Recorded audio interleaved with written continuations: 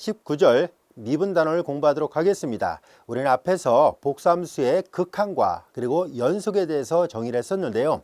미분적분학 교과정 순서와 마찬가지로 극한 연속을 정의했으니까 이제 그 다음 단계는 미분 가능성 또는 미분 계수를 구한다 이런 말을 사용할 것이고요. 더 나아가서 도함수라는 용어를 우리가 배웠었잖아요. 복수함수도 마찬가지로 그와 같은 순서대로 학습을 해보려고 합니다. 따라서 우리는 앞에서 복수함수의 극한과 연속을 정의했었으므로 이제 이 절을 통해서 복수함수 fz가 정역 안에 있는 한 점 z = z0에서 미분 가능하다는 말은 어떻게 정의할 것인지, 그리고 더 나아가서 정역 안에 있는 모든 점에서 우리가 미분 가능할 때 이 도함수를 구할 수 있다라고 말할 텐데요. 그 도함수의 정의는 또한 어떻게 되어 있는지를 알아보려고 합니다. 여러분들 화면을 보거나 또는 교재를 보면 알 수 있듯이 미분 계수의 정의나 도함수의 정의는 미분적분학 교과정에서 학습했던 그 정의하고 동일하다는 것을 알 수 있습니다. 즉 형식적으로 같은 기호를 사용하고 있습니다. 단지 차이가 있다는 얘기는 X를 사용했느냐 Z를 사용했느냐, 즉 실수인 경우는 우리가 보통 암묵적으로 X라는 기호를 사용하고요. 그리고 복소수일 경우는 Z라는 기호를 사용하는데요. 결국 실수라는 기호를 써서 표시한 미분계수 또는 도함수의 정의인지, 복소수를 표현하는 Z를 써서 표현하는 미분계수 도함수의 정의인지 그 기호의 차이만 있을 뿐이지 형식적인 표현이라든가 의미는 대동소이하다는 것을 알 수 있습니다. 자, 이제 우리는 복수함수의 한 점에서, 정역 안에 있는 한 점에서 미분 가능을 어떻게 정의할 것인지를 그림을 그려가면서 살펴보려고 합니다. 우리는 복소평면이 있습니다. 이쪽은 Z평면이고요. 이제 W는 이퀄 FZ라는 복수함수가 주어져 있을 때 이쪽은 이제 W평면이에요. 자, 이제 Z평면 상에 있는 한 고정점을 생각합니다. 정역 안에 있는 한 고정점이에요. 예를 들어서 정역이 이렇게 있었더라 봅시다. 도면의 약자를 써서 D라 표시를 하겠습니다. 이제 정역 안에 중심을 Z0로 하고 반지름을 입실론으로 하는 작은 디스크를 하나 생각하려고 합니다. 자, 이제 이와 같은 Z0를 중심으로 하고 반지름이 2가 입실론이 되는 어떤 원판이 정역 안에 포함되어 있다고 가정하겠습니다. 자, 이제 이 복수함수 fz는 Z0는 말할 것도 없고 Z0를 품고 있는 이 작은 입실론 근방 안에 있는 모든 점에서 함수가 잘 정의되어 있다고 가정하겠습니다. 자, 이제 우리는 이 복수함수 fz에 의해서 Z0의 상이 있을 것이고 그 상은 fz0로 놓겠습니다. 자, 그리고 정역 안에 있는 여러 점들에 대한 상이 있겠죠. 자, 이제 이렇게 여기는 정역, 여기는 공역이라 하겠습니다. 그리고 이제 뭐 치역도 있겠죠. 자, 이제 우리는 그러면은 이 복수함수 W = FZ에서 이 함수가 한 점 Z = Z0에서 미분 가능하다라는 것을 형식적으로 어떻게 정의할 것인지를 알아보려고 하는데요. 미분적분학에서 사용했던 미분 가능의 정의와 동일하게 형식적으로 다음같이 약속하도록 하겠습니다. 자, Z-Z0분의 FZ-FZ0예요. 자, 여기서 Z는 어떤 변수냐면은 바로 여기에 있는 것을 말합니다. 자, Z0를 중심으로 하고 반지름 입실론이 되는 원판 안에 있는 한 점, 임의의 점을 우리가 Z라 놓겠습니다. Z0는 고정되어 있고 이 보라색으로 표시했던 Z는 입실론 근방 안에 있는 임의의 점을 나타냅니다. 자, 이제 그럼 Z-Z0분의 FZ-FZ0, 즉 이와 같은 것을 우리가 보통 평균 변화율이라고 얘기를 했었죠. 이 평균 변화율의 극한값을 계산합니다. 이 평균 변화율의 극한값이 존재하는지를 살펴보겠습니다. 이것이 존재하지 않을 수도 있습니다. 만약에 이것이 존재하면 우리는 기호로 다음같이 써서 표시할 것입니다. 기호로 F'Z0 이렇게 표시하기로 약속을 하고요. 이것으로 나타내고 이렇게 표현하기로 하고, 이것을 복수함수 fz의 z = z0에서의 미분계수라고 얘기를 합니다. 미분계수라 합니다. 자, 실함수의 미분계수의 정의하고 같아요. 그리고 이와 같은 미분계수가 존재할 때 주어진 함수 fz는 z = z0에서 미분 가능하다라고 얘기를 합니다. 한 점에서 미분 가능하다라고 표현하고 있습니다. 자, 우리는 미분적분학 교과정에서도 미분계수를 정의하고 난 뒤에 도함수를 정의했었죠. 그와 비슷한 방법으로 이제 복수함수도 정역 안에 있는 모든 점에서 도함수를 어떻게 정의할 것인지를 알아보려고 합니다. 자, 우리는 여기에서 이 Z0하고 Z. 자, 이제 우리는 앞에서 우리가 교재 우리가 4절쯤에서 뭘 배웠었냐면 벡터라는 개념을 배웠었는데요. 이 복소수는 기호 표기 방법을 잘 살펴보면 벡터를 표현하는 방법하고 유사하다. 라는 것을 알 수 있습니다. 그래서 보통 우리가 복소 평면상에 있는 복소수를 우리가 벡터의 개념으로 이해하면 훨씬 더 이해하기 쉽거든요. 자, 그래서 우리는 다음과 같이 생각을 해볼게요. 자, 시점을 원점으로 하고 종점을 복소 평면상에 있는 Z0라는 이 복소수가 바로 Z0라 보겠습니다. 그리고 시점을 원점으로 하고 종점이 Z가 되는 이 복소수를 보라색 Z라 표시한다면은, 자, 그리고 이제 우리는 여기서 중심이 Z0이고 그리고 종점이 Z로 가는 이 화살표를 표시했던 이 빨간색 벡터, 이 빨간색 벡터를 우리는 다음같이 써서 표시하기로 약속할 겁니다. 이것을 Z-Z0 이렇게 표시할 것이고 보통 이제 델타 Z 이렇게 보다 간결하게 표현하기로 약속합니다. 실제로 여러분들이 잘 보면 알 수 있듯이 벡터의 덧세멀리로부터 노란색에다 빨간색 더한 것이 보라색이잖아요. 그래서 노란색 Z0에다 빨간색을 더하면 당연히 Z가 나오잖아요. 그래서 마치 힘의 합력 원리를 이용하는 것처럼 이거에다 이걸 더한 게 이거니까 결국 빨간색 벡터는 이런 모양일 수밖에 없어요. 자, 우리는 여기에서 델타 Z를 Z-Z0 이렇게 표현해 보기로 하겠습니다. 자, 이런 식으로 표현하기로 약속을 한다면 우리는 이 식을 좀 바꿔보려고 합니다. Z-Z0는 델타 Z로 써서 표시할 수 있을 것이고요. 자, 여기 잘 보면 알 수 있듯이 우리는 여기 FZ-FZ0잖아요. 자, 그러면 좀 더 기호를 일반화 시켜서 표시를 해볼 생각이거든요. 자, 그래서 다음같이 표현을 해보도록 하겠습니다. 우리는 이 Z0라는 기호와 Z라는 기호를 좀 바꿔서 표시할 생각이에요. 기호 표기를 좀 더 바꿔볼게요. Z0에다가 델타 Z를 더한 것이 Z가 되는구나 라는 것을 알 수 있어요. 그쵸? 이거 넘긴 것 뿐이에요. 자, 이제 Z0 더하기 델타 Z가 됐으니까 그러면 요 Z는 다시 쓰면 Z0 플러스 델타 Z 마이너스 그리고 FZ0 이렇게 쓸 수 있죠. 여전히 기호 표기만 다르게 표시한 것 뿐이잖아요. 여전히 이것은 F'Z0가 됩니다. F'Z0예요. 자, 여기에서 Z가 Z0에 가까워진다면 Z가 Z0에 가까워지면 델타 Z가 0에 가까워진다는 것을 알 수 있죠. 그래서 기호 표기를 바꾸면 이렇게도 쓸 수 있었구나 라는 것을 알 수 있습니다. 즉 F'Z라는 기호의 의미는 이렇게도 사용할 수 있지만 이렇게도 쓸 수 있었구나 라는 것을 알 수 있습니다. 이것을 역시 이 기호와 마찬가지로 미분계수라고 얘기를 할 것이고 이와 같이 미분계수가 존재할 때 앞서 얘기한 것처럼 복수함수 FZ는 한 점에서 미분 가능하다라고 약속을 하도록 하겠습니다. 우리는 여기에서 도함수를 약속하기 위해서 뭘 할 생각이냐면 Z0 대신에 Z0 대신 Z로 바꿔놓겠습니다. 문자를 좀 더 일반화된 형태로 표현을 해보려고 하는 거예요. 그러면 F'Z0 대신에 Z가 될 것이고 리미트 델타 Z가 0으로 갈 때 형식적으로 이렇게 써보려고 합니다. 델타 Z분의 FZ 플러스 델타 Z 마이너스 FZ가 되겠죠. 달라진 점은 Z0 대신에 요 세 군데를 다 Z로 바꾸는 것밖에 차이가 없습니다. 만일 이와 같은 것이 존재한다면 아까는 한 고정점을 생각했었죠. 그래서 미분계수란 말을 사용을 했었어요. 근데 우리는 이렇게 한 점이 아니라 종이역 안에 있는 어떤 임의점을 나타내는 기호로 서서 표시하기로 약속을 한다면 이 F'Z가 존재한다면 주어진 복수함수 FZ는 우리는 이것을 그냥 말로 일단 쓸까요?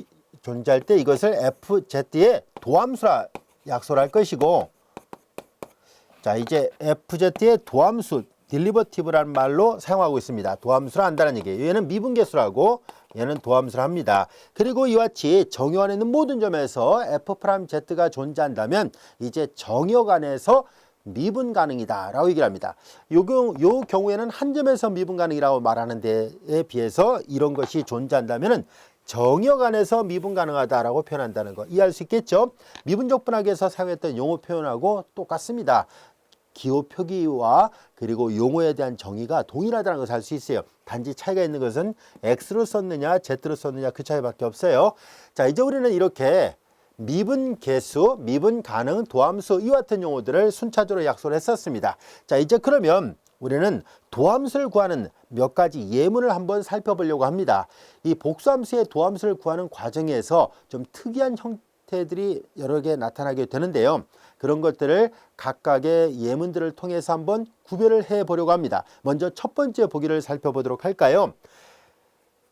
자, 이 그림은 조금 전에 그렸던 그림이에요. 자, 첫 번째 보기는 fz가 z 제곱으로 정의돼 있을 때 f'z를 구할 수 있을까 하는 얘기예요. 만약에 f'z가 구해진다면 그걸 구해보려고 합니다. 자, 그래서 정의에 맞춰서 하나하나 계산을 해보도록 할게요. 우리는 일단 이 절에서는 정의에 의해서 계산하는 방법을 배울 것이고, 이 정의에서 계산하는 방법이 조금 더딜 수도 있잖아요. 그래서 요 다음 절에서는 미분 공식이라는 것을 유도를 한 뒤에 미분 공식에서 좀 더 쉽고 빠르게 셈을 하는 방법을 알아보겠습니다. 자, 지금은 정의에 의해서 계산해 볼게요. 자, f'z가 과연 존재할 것인가는 얘기입니다. 우리는 f'z를 구하려면 리미트 델타 z가 0으로 갈 때 이 평균 변화율이 극한이 존재해야 되거든요. 델타 z분의 fz 플러스 델타 z 마이너스 fz. 자, 이것이 과연 존재할 것인가 하는 얘기입니다. 그래서 마저 계산을 해보도록 할게요. 만약에 이 극한이 구해지지 않으면 존재하지 않는다, 미분 불가능하다라고 말하면 됩니다. 정의에 맞춰서 하나하나 계산해 볼게요. 이제 함수 fz는 입력되는 변수의 제곱으로 출력이 돼요. 그래서 이게 입력된 꼴이니까 z 플러스 델타 z의 전체 제곱 마이너스, 자, fz는 z의 제곱이죠. 자, 이와 같이 됐습니다. 리미트 델타 z가 0으로 갈 때 델타 z분의, 자, 이제 이걸 계산을 해보려고 하는데요.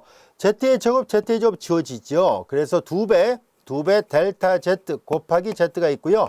플러스 델타 z의 전체 제곱, 이것만 남습니다. 전개하고 지워버린 거예요. 자, 여기에서 델타 z가 0에 가까워질 뿐이지 0은 아니죠. 그래서 분모는 항이 하나고 분자가 항이 두 개니까 이렇게 나눗셈을 해서 우리가 0에 가까워질 뿐이지 0은 아니잖아요. 그래서 약분을 해보도록 하겠습니다. 주어진 식을 정돈을 다시 해볼까요? 그러면 주어진 식은 리미트 델타 z가 0으로 갈 때, 자, 이렇게 약분하니까 델타 z 0에 가까워질 뿐이지 0은 아니에요. 0이 하니까 약분이 가능하고, 약분해버리니까 2z가 됐고요. 플러스 이렇게 계산하니까 이거 하나 약분됐죠? 델타 z만 있습니다. 이 앞부분은 극한의 영향을 받지 않고요. 뒷부분은 델타 z가 0으로 가니까 0으로 가죠. 그래서 2z가 됐다는 것을 알게 됐습니다. 따라서 이 극한이 구해졌군요. f'z는 2z였다는 것을 알게 됐습니다. 사실 우리는 미분적 분학 교과정에서도 x제곱의 도함수는 2x라는 것을 이미 알고 있었습니다. 그러나 복소수로 넘어왔는데도 마찬가지로 fz가 z의 제곱이었을 때 미분하니까 2z가 되는구나 라는 것을 알게 됐습니다. 자, 그런데 여러분들 잘 보면 이미 눈치를 챌 수 있었을 거예요. 왜냐하면 도함수의 정의가 같게 돼 있잖아요. x냐 z냐 그 차이밖에 없었을 뿐이잖아요. 그렇다면 실함수에서 우리는 아직 안 배웠습니다만 사인 미분하면 코사인, 코사인 미분하면 마이너스 사인이 되듯이, 그럼 복수함수도 사인 z를 미분하면 코사인 z, 코사인 z를 미분하면 마이너스 사인 z가 되지 않을까라고 예상할 수 있는데요. 대답은 예습니다. 도함수의 정의가 같기 때문에 실함수의 도함수의 결과와 정확하게 한 치의 오차도 없이 복수함수의 도함수의 결과는 같습니다. 따라서 이 복수함수를 공부할 때 사실상 미분법은 큰 의미가 없다고 봐도 무방합니다. 물론 의미가 있습니다. 실함수의 미분계수, 미분계수가 갖고 있는 기하학적 의미와 복수함수가 갖고 있는 미분계수가 갖고 있는 기하학적 의미가 달라요. 하지만 도함수의 결과만 딱 놓고 본다면은 뭐 똑같아요. 그래서 새롭게 외울 건 없다는 것을 미리 말씀드리려고 합니다. 그리고 우리가 복수함수의 미분계수의 기하학적 의미는 우리 교재 제9장에서 그때 좀 더 집중적으로 다뤄보도록 하겠습니다. 지금은 미분법과 미분 공식 그리고 계산하는 방법 위주로 먼저 학습을 해보도록 하겠습니다. 자, 이제 보기 1번의 문제 뜻은 충분히 이해할 수 있었을 거예요. 함수가 정의되는 정의역 범위 안에서 fz = z의 제곱은 언제나 이렇게 미분이 가능하고 그 도함수의 결과는 2z였다는 것을 알게 됐는데요. 다른 예문을 또 한번 살펴보도록 하겠습니다. 보기 2번의 문제를 한번 살펴볼게요. 자, 이제 fz가 z의 켤레복소수로 되어 있을 때 dw, dz는 존재할까요? 라고 되어 있는데, 우선 이 기호 표기는 자, 이제 이렇게 F'이라는 기호로도 우리가 도함수를 나타내는 기호를 사용할 수 있습니다만 라이프니츠 기호를 똑같이 사용하려고 합니다. 우리가 보통 W는 equal FZ 이런 표현을 많이 쓰잖아요. 그래서 도함수를 나타내는 기호로서 F'Z라는 기호로도 도함수를 사용하고 있습니다만 W가 종속변수, Z가 독립변수였을 때 DW, DZ 자 이것도 도함수를 나타내는 기호예요. 라이프니츠 기호 표기 방법이라 얘기를 하죠. 이 기호는 보통 이렇게도 씁니다. D, DZ, W 이렇게도 쓰고요. W가 FZ이기 때문에 이 기호는 또 이런 기호하고도 같은 말입니다. D, DZ, FZ 이렇게도 쓸 수 있어요. 다 같은 말입니다. 자 이제 우리는 그래서 DW, DZ가 존재하는가 라는 말의 의미는 F'Z를 구할 수 있을까요? 라고 물어본 거와 똑같은 거예요. 자 이제 그러면 조금 전에 다뤘던 예문과는 다르게 이제 켈레복소수로 약속되어 있잖아요. 자, 그래서 요 기호 표기를 그대로 활용을 해보도록 할게요. 자, 입력되는 함수가 Z일 때 출력되는 함수는 Z에 바로 출력됩니다. 자, 그래서 분자 부분만 좀 달라졌네요. 자, 그래서 다시 한번 볼게요. 자, 이제 Z 플러스 델타 Z의 전체 바, 여기도 Z에 바로 되어 있고요. 우리는 앞에서 배웠었죠. 켈레복소수의 성질에 Z1 더하기 Z2의 전체 켈레복소수는 각각의 켈레복소수의 합과 같습니다. 자, 그러므로 델타 Z분의 Z바 플러스 델타 Z의 바 마이너스 Z바 이와 같이 되는데요. 자, 여기 Z바하고 Z바가 소거된다는 것을 알게 됐습니다.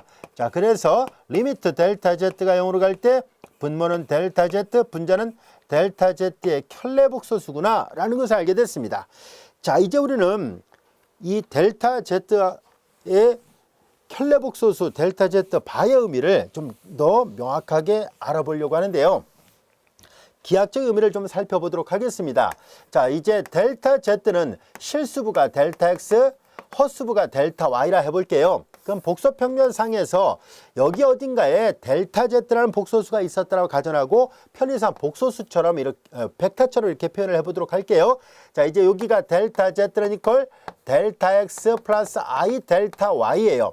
이 말은 자 이제 실수부가 델타 X, 허수부가 델타 Y였다는 얘기거든요. 자, 이것이 델타 Z의 모양입니다. 자, 그러면 이제 델타 Z 이렇게 있을 때 델타 Z의 켈레복소수의 기하적 의미는 켈레복소수는 자 이제 이렇게 돼 있을 때 델타 Z의 바의 의미는 여러분들이 잘 알다시피 켈레복소수는 실수부는 변화시키지 않고 허수부의 부호만 반대로 한다라고 얘기를 했었으니까 마이너스 I 델타 Y가 돼요. 그러므로 이미 앞에서도 얘기했던 것처럼 델타 Z의 켈레복소수는 이런 모양입니다 라는 얘기예요. 즉 실수부는 똑같이 델타 X인데요. 허수부만 마이너스 델타 Y로 되어 있는 이런 복소수예요. 자, 이제 그런데 델타 Z가 0으로 갈 때 이 비율이 존재할 것인가라는 것을 묻고 있잖아요. 자, 이제 그래서 우리는 어떻게 생각할 것이냐면은 얘를 다음같이 특수한 경우 두 가지를 생각해 보려고 합니다. 왜 특수한 경우를 생각하려고 하냐면 만약에 어떤 특별한 경우에 대해서 이 극한이 서로 다르게 나온다면 그럼 극한은 존재하지 않는 거예요. 왜냐하면 극한이 존재한다면 유일하게 하나밖에 없어야 된다라고 얘기를 했었잖아요. 그래서 우리는 아주 특별한 접근 경로를 생각해 보려고 합니다. 우선 다음 같은 것을 한번 해볼 거예요. 이제 이 그림을 그려놓은 거는 델타 Z의 켈레복소수가 기하학적으로 어떤 의미가 있는지를 시각화시켜서 표현하려고 했던 것 뿐이거든요. 자, 이제 우리는 임의의 복소수에 대해서 이렇게 있는데요. 만약에 여기서 아주 특별한 경우를 생각해 보려고 합니다. 두 가지, 즉 델타 Y가 0인 경우를 생각해 보려고 합니다. 만약에 델타 Y가 0이라면은 델타 Z나 델타 Z의 켈레복소수는 여기에 있는 것을 말합니다. 자, 이건 이제 일반적으로 그림을 그려놓은 거고, 자, 이제 만일 자, 첫 번째 델타 Z가 델타 X일 때를 보겠습니다. 이 말은 곧 델타 Y가 0이었다는 얘기예요. 그럼 델타 Z가 델타 X였을 때 여기도 보세요. 델타 Y가 0이라는 얘기니까 델타 Z의 켈레복소수는 여전히 델타 X라는 것을 알 수 있습니다. 자, 그래서 리미트 이제 문제에서 요구했던 델타 Z분의 델타 Z의 켈레복소수는 이 델타 Z가 델타 X였었으니까 델타 Z의 켈레복소수도 델타 X잖아요. 자, 그런데 여기에서 델타 Z가 0으로 간다는 이 말은 델타 Z가 델타 X니까 델타 X가 0으로 간다는 말과 동일하게 되고요. 0에 가까워질 뿐이지 0은 아니잖아요. 0이 아니니까 약분해서 이거 1이 나옵니다. 자, 첫 번째 델타 Z가 델타 X일 땐 이렇게 나타나는구나. 다시 말해서 요게 X축상에 있었을 때 만약에 이 복소수가 델타 Z가 이 X축 실수축상에 있었을 때는 이 델타 Z나 델타 Z 바가 똑같거든요. 그래서 델타 X가 영으로 간다는 얘기니까 실수축을 따라서 원점에 가까워지는 경우 이렇게 간단하게 말로 설명한다면 실수축을 따라서 원점에 가까워지는 특수한 접근 경로를 생각한 거예요. 그랬더니 1이 나오더라 라는 것을 알 수 있었습니다. 자, 이번에는 헛수축을 따라서 접근하는 경우를 생각해 보려고 합니다. 즉 헛수축을 따라서 온다는 얘기는 무슨 말이냐면 여기를 따라서 오는 경우를 좀 생각하려고 해요.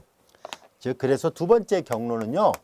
이렇게 볼 거예요. 델타 Z가 I 델타 Y인 경우에요. 자, 이렇게 놓고 생각하겠습니다. 그러면 델타 Z의 반은 당연히 이건 무슨 말이냐면 델타 X가 0인 경우를 좀 생각하겠다는 얘기잖아요. 델타 X가 0인 경우니까 델타 Z가 I 델타 Y면 델타 X가 0이고 그러면 이 말은 건 무슨 말이냐면 헛수축상에 있는 복소수란 얘기예요. 그러면 델타 Z의 켤레 복소수는 마이너스 I 델타 Y잖아요.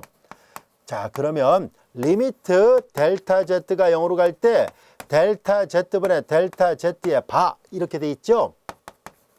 자, 이걸 이제 계산하려고 해요. 델타 Z는 I 델타 Y가 된 거고 델타 Z의 켤레 복소수는 마이너스 I 델타 Y잖아요. 자, 델타 Z가 0으로 간다는 얘기는 곧 델타 Y가 0으로 간다는 말과 같은 말이고요.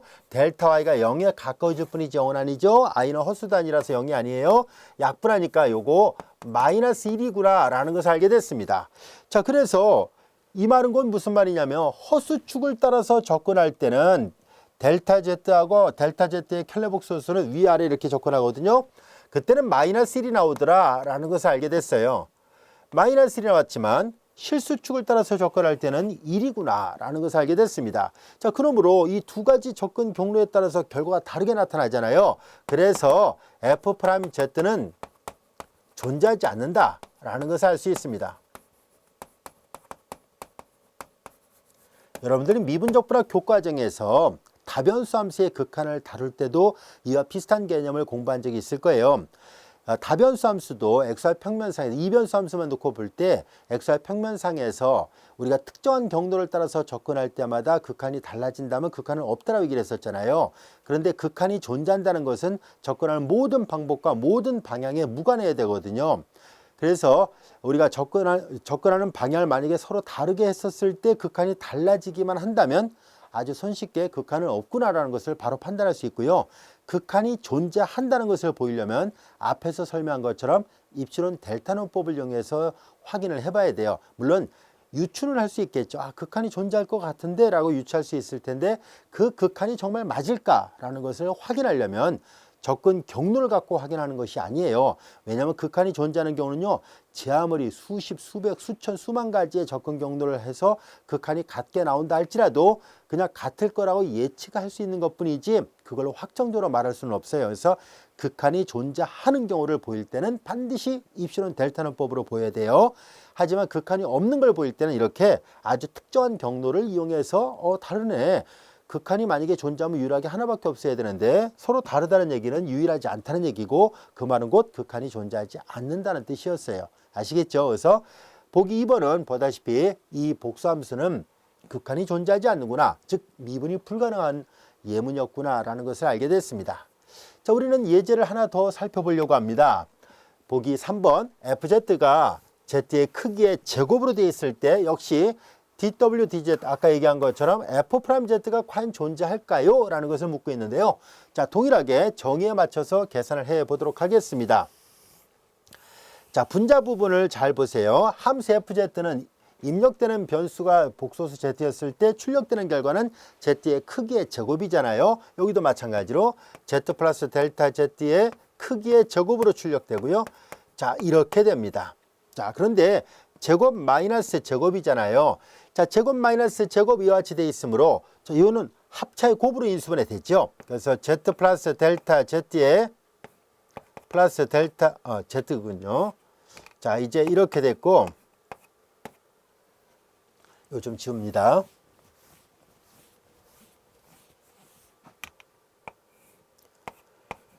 Z 플러스 델타 Z의 크기 마이너스 Z의 크기 자, 이렇게 됐어요.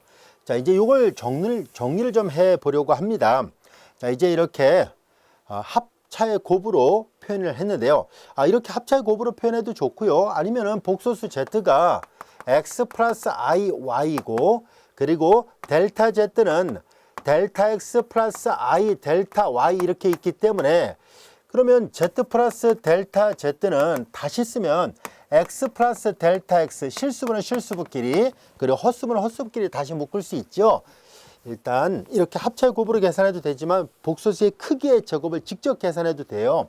그래서 그걸 한번 해보려고 하는 거예요. y 플러스 델타 y, 이것이 z 플러스 델타 z잖아요. z하고 델타 z를 더하면 이거 실수분끼리 더한 게 이거고 헛수분끼리 더한 게 이거잖아요. 따라서 z 플러스 델타 z의 크기의 제곱이라는 것은, 원래 복소수의 크기는 루트 실수부의 제곱 더하기 헛수부의 제곱이에요.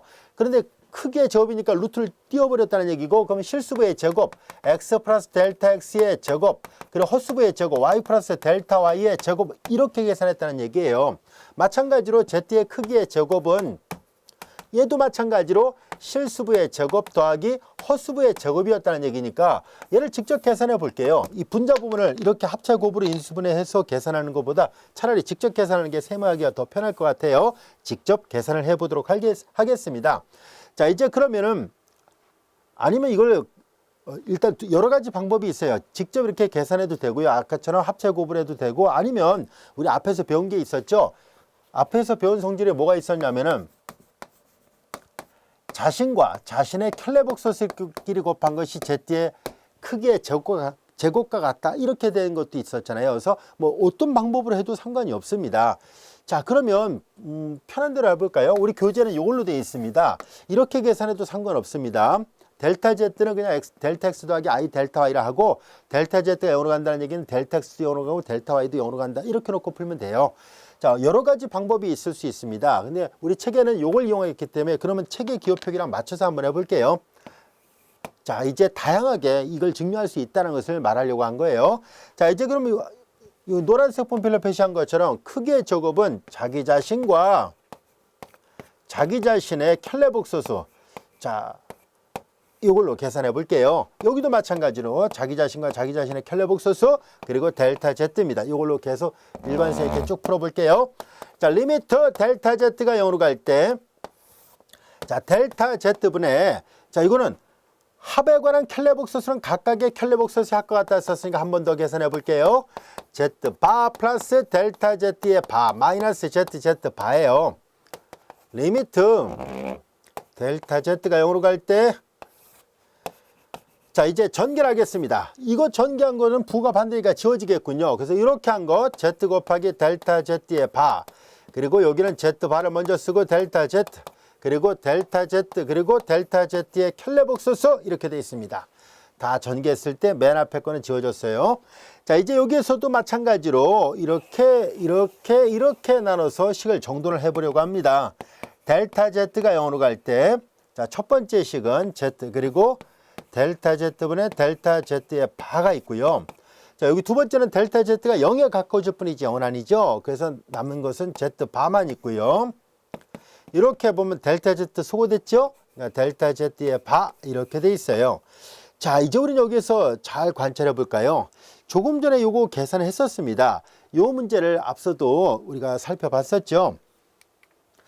fz가 z 바였었을 때 극한을 계산해 보니까 델타 z분의 델타 z의 바가 나왔었는데, 요거는 극한이 존재하지 않았다는 것을 알 수 있었잖아요.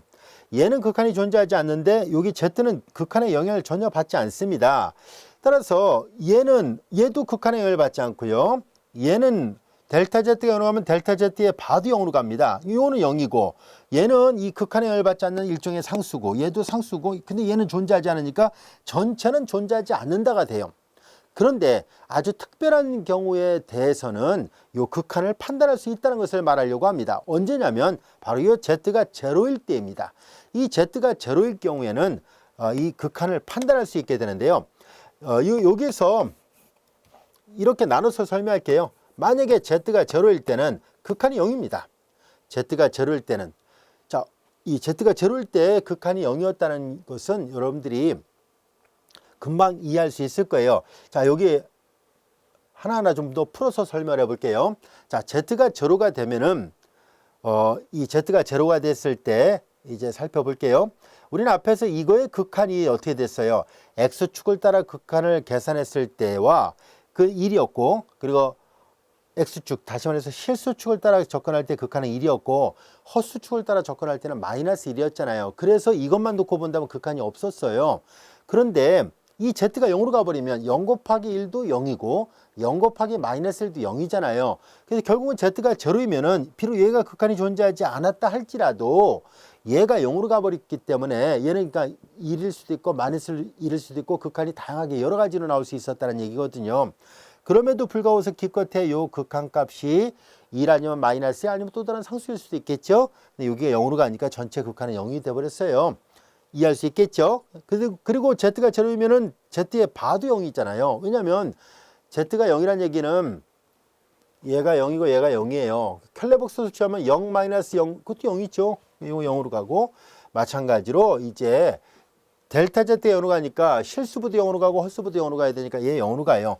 그래서 z가 0이면 0이고요. 그러나 z가 0이 아니면 이 극한이 0이 되지 않는다면 얘가 존재하지 않기 때문에 얘는 존재하지 않게 됩니다.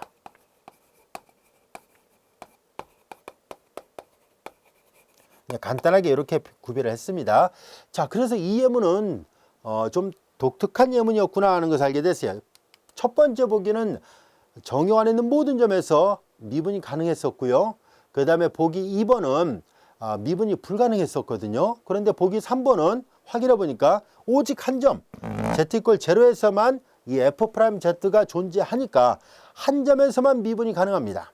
그리고 z=0를 제외한 나머지 모든 점에서는 이 극한이 존재하지 않았기 때문에 미분이 불가능합니다. 그래서 한 점에서만 미분이 가능하고 원점을 제외한 나머지 모든 점에서는 미분이 불가능한 예문도 있구나라는 것을 알게 됐습니다.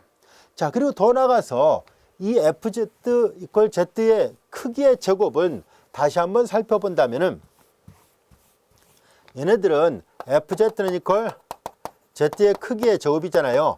자, 앞서 얘기했던 것처럼 z가 x 더하기 iy였는데 z의 크기의 제곱이니까 실수부의 제곱 더하기 헛수부의 제곱이에요. 자, 그래서 복수함수 fz는 이런 모양이었고요. 우리는 앞에서 배웠었죠. 자, w fz라는 복수함수는 uxy 실수부 더하기 ivxy 헛수부. 자, 실수부 더하기 i 헛수부의 결합으로 표시가 되는데요. 보다시피 fz=z의 제곱은 얘가 실수부고요. 그 다음에 여기는 i 부분 뒤가 헛수부가 0이었다는 것을 알 수 있어요. 그런데 이 u 역할하는 x제곱 더하기 y제곱은 모든 xy에 대해서 항상 연속이고 연속인 편도함수를 가져요. v도 마찬가지로 0으로 되어 있는 함수니까 정의 안에 있는 모든 점에서 연속이고 연속인 편도함수를 갖습니다.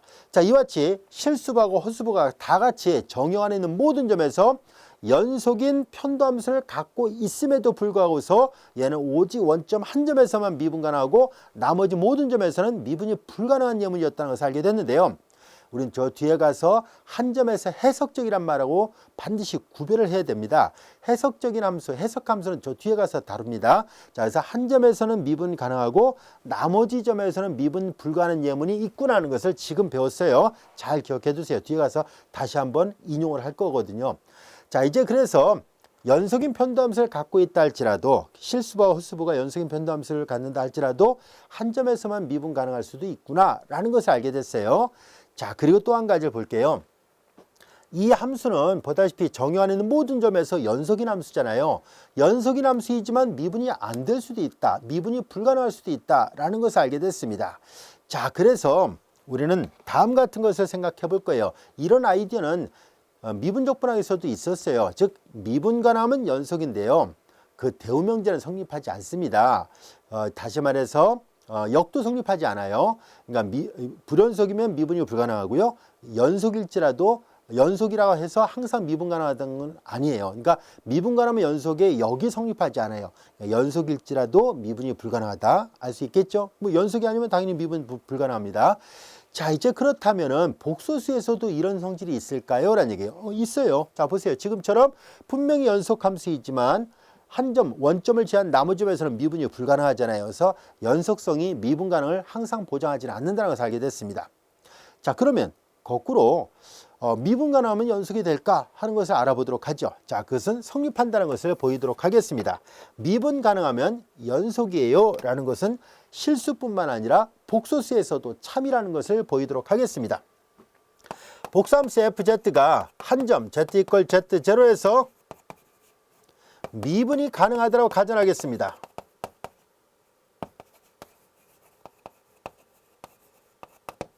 즉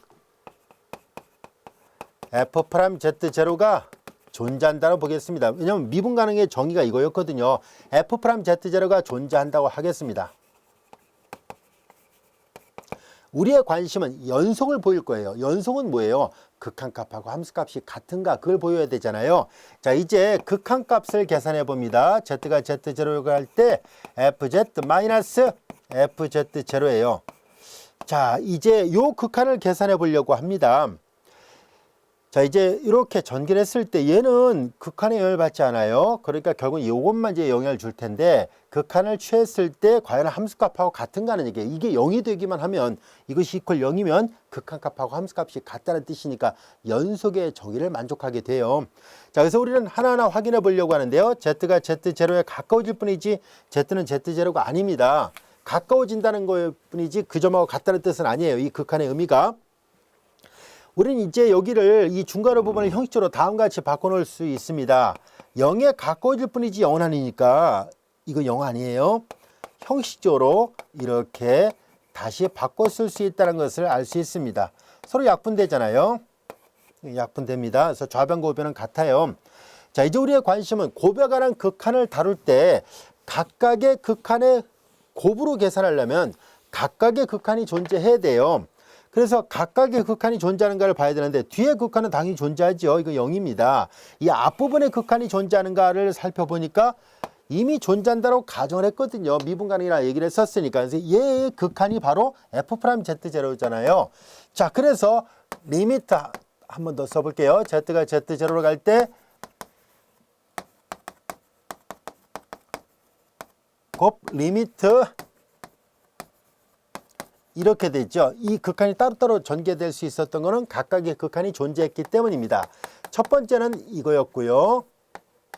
두 번째는 z가 z0로 가까워지면 0이잖아요.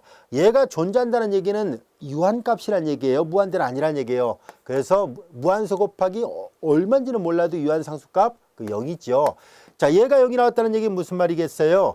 결과적으로 이 기호의 의미는 그럼 z가 z0로 가까워질 때 함수 fz하고 이거의 차가 0에 가까워진다 이 말이 있잖아요. 이 두 값의 차가 0에 가까워진다는 얘기는 결과적으로 이 뒤는 극한의 영향을 받지 않잖아요. 이 극한값이 얘랑 같아야 된다라는 것을 말해주고 있습니다. 이 말은 한 점에서 함수값하고 한 점에서의 극한값이 서로 존재하고 더군다나 같다는 것을 말해주고 있습니다. 그래서 미분간하면 그래서 연속이 맞구나 라는 것을 증명할 수 있었습니다. 미분적 분학에서 다뤘던 개념도 이게 성립했거든요. 실수 범위뿐만 아니라 복소수 범위 내에서도 이 명제가 참이었구나 하는 것을 알게 됐습니다. 여기까지 이해할 수 있겠죠. 자, 우리가 이 절에서 배웠던 것은 바로 도함수의 정의를 이용해서 하나하나 조사를 했었는데 아무래도 번거롭죠. 우리는 미분적 분학에서도 처음에는 미분계수, 미분가능성, 도함수 이런 것들을 정의했을지라도 나중에는 미분 공식을 이용해서 문제를 풀었었잖아요. 예를 들어서 xn승을 미분하면 n 곱하기 xn-1승이다. 이와 같은 식으로 복수함수에서도 그렇게 하려고 합니다. 그래서 우리는 이 다음 절에서는 미분 공식, 합차, 곱, 나눗셈에 관한 미분 공식, 그리고 합성함수의 미분 공식 이런 것들을 이용해서 이렇게 일일이 정의대로 계산하는 수고름을 피하고 좀 더 쉽고 빠르게 계산할 수 있는 방법에 대해서 같이 공부해 보도록 하겠습니다.